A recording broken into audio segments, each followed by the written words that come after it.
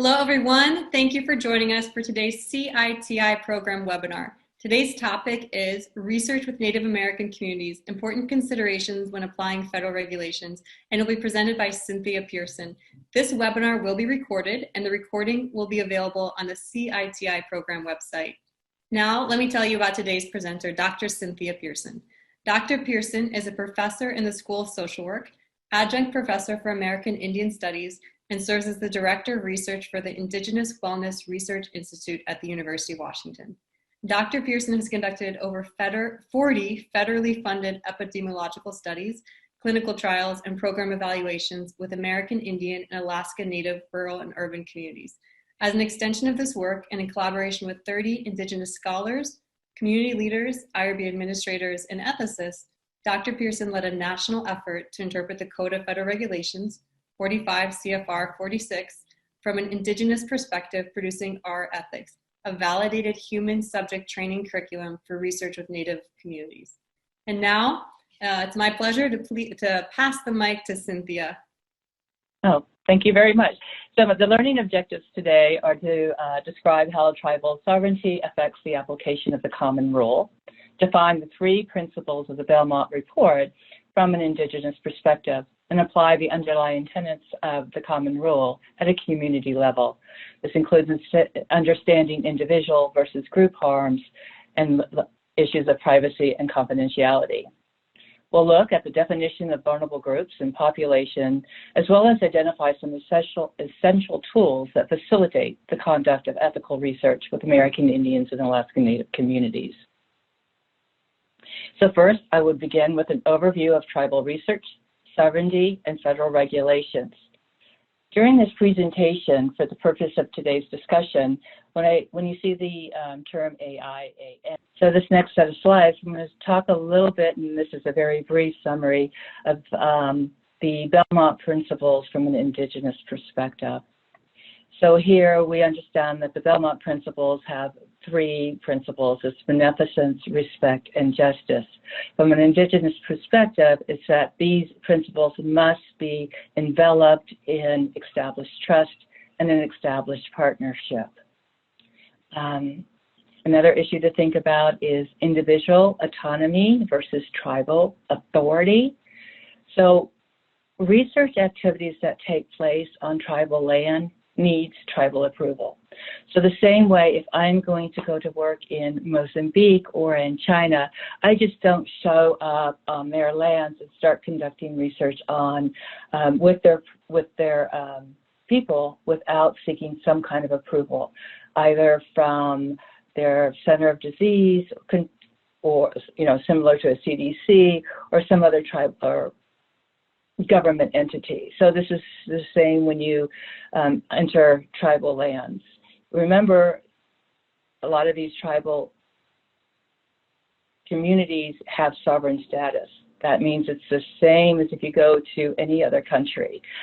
So when research takes place on tribal lands, you need to obtain tribal authority.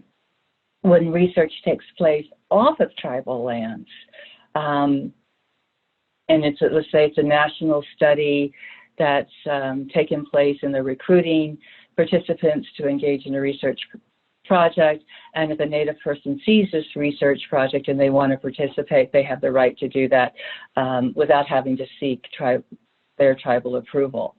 If, however, you're going to report tribal identifiers from the sample that you've obtained, then you should have tribal approval before reporting any information about a tribe. So individual rights take precedence when research is off tribal lands, but tribal authority takes precedence when research is being conducted on tribal lands. Privacy and versus public behavior. So again, with the CFRs, they say privacy is about the person. And often they say public behavior is not considered research with human subjects, but from a Native perspective, that has to be rethought because many ceremonies take place in public areas, but they're sacred and they shouldn't be recorded or reported upon without the permission from the tribe. So if what one person thinks is public may not be what other people think is public. So this was a really strong one that came across. So if you look at the CFRs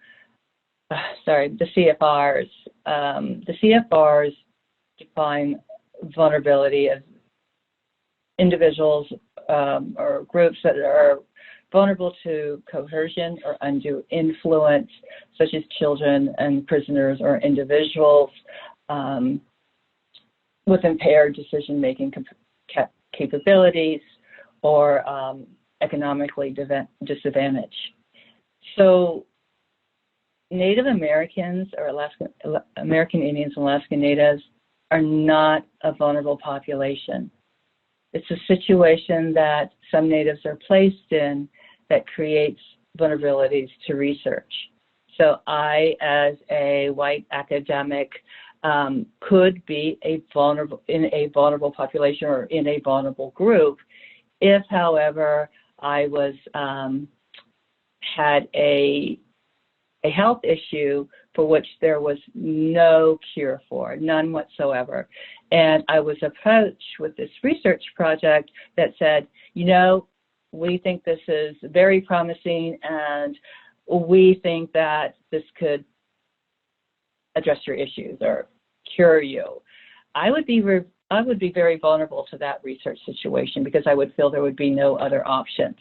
And so it came out clear that don't just blank say that American Indians and Alaska Natives are a vulnerable group, but it's important to look at the situation that they're in. So here I've provided 6 factors when assessing vulnerability, as opposed to just identifying Native people. It should be looked at kind of from an individual or personal level.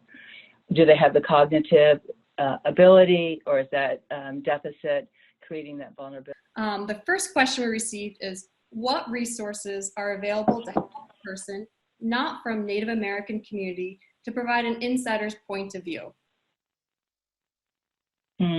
Yeah, thank you. So I would say one of the first things to do is to learn about American Indians and Alaska Native and U.S. history. Know what the history is, learn about it from colonization to the genocide to the boarding school era, and read about it. Also, as I mentioned earlier, there are over 570 federally recognized tribes and 400 state tribes. So if you're working with a particular community, you want to learn about their particular history. There's not a Pan-American culture or values, so if you're working with particular communities, learn about them.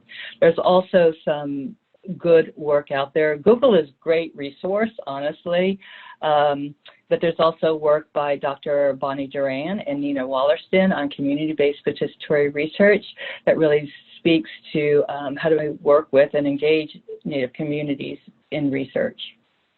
Great, thank you so much. And that concludes our Q&A. Thank you, Dr. Pearson, for today's presentation.